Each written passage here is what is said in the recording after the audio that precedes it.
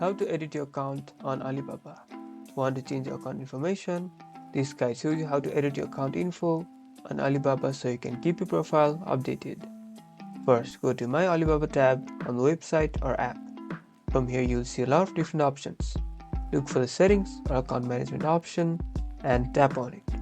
Or you can just click on your profile picture. Here, you'll see all your account information. You can edit your name, your email address, and your phone number. Just tap on the edit button and the information that you want to change. To change some information like email or phone number, you may need to verify your identity. This is to make sure that no one else can change your account information.